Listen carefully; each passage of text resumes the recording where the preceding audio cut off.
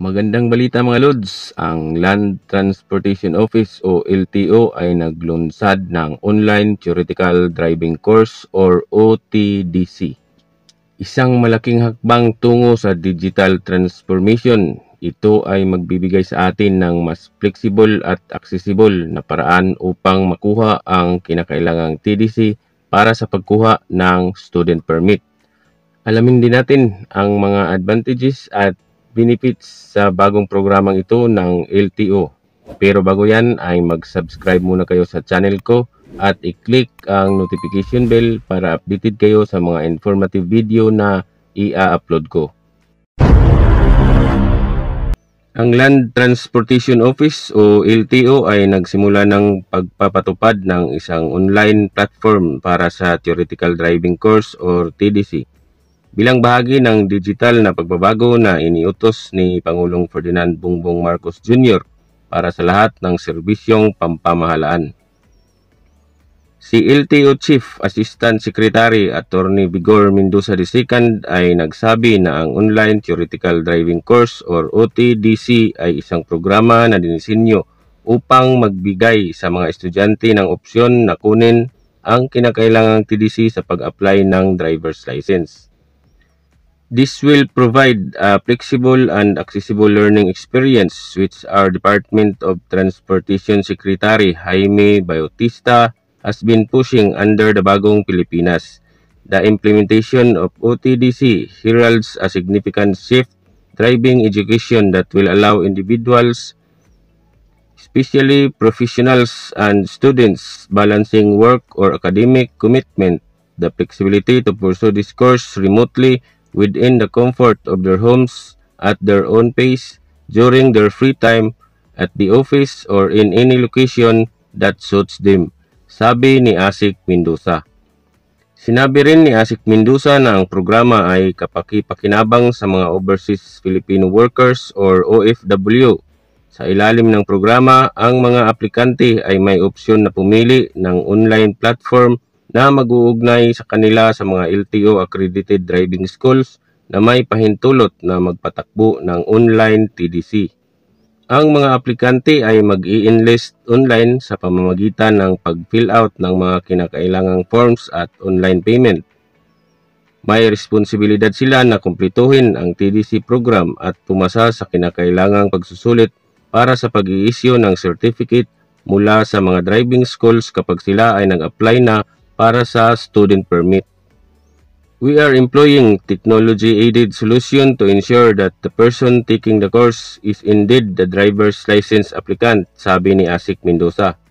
Iniutos na rin ni Asik Mendoza sa lahat ng mga tauhan ng LTO na palawakin ang pagkalat ng impormasyon tungkol sa pagkakaroon ng online TDC sa pamamagitan ng paggamit ng social media.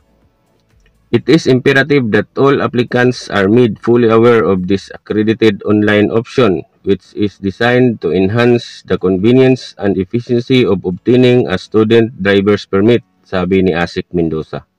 Ito naman po ang 10 mga benepisyo ng Online Theoretical Driving Course or TDC. Una, flexibility. Maaaring kunin ang kurso kahit kailan at kahit saan.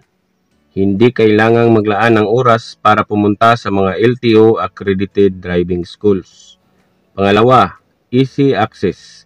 Maaaring kunin ang kurso sa kaginhawaan ng iyong tahanan gamit ang internet. Walang biyahe, walang traffic, walang pamasahe, walang hassle. Pangatlo, convenient scheduling. Para sa mga estudyante at profesional, maaari itong gawin sa kanilang libreng oras, sa opisina, o kahit saan na akma sa kanilang schedule. Pang-apat, beneficial for OFWs.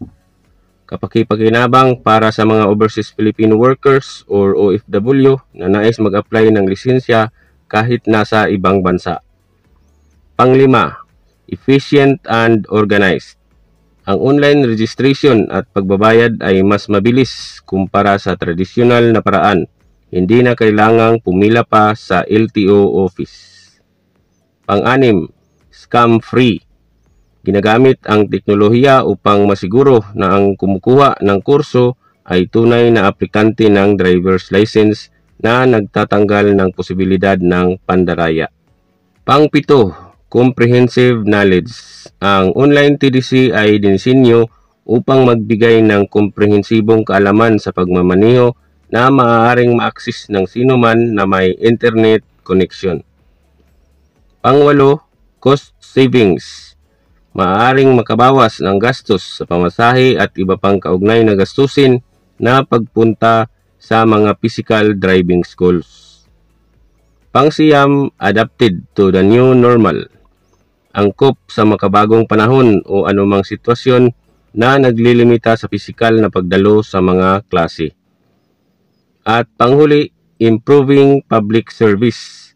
Isinusulong ang mas mahusay, mabilis at efficient na serbisyo sa ilalim ng bagong Pilipinas.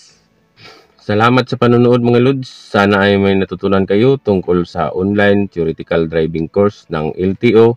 Dahil kapapasok nga lang ng balitang ito ay hindi pa inilabas ng LTO ang klarong proseso sa pag-enroll ng online theoretical driving course. Pag may bagong balita na mula sa LTO tungkol sa mga proseso sa pag-enroll ay abangan na lang po natin. Kita-kits sa susunod na video mga Lods.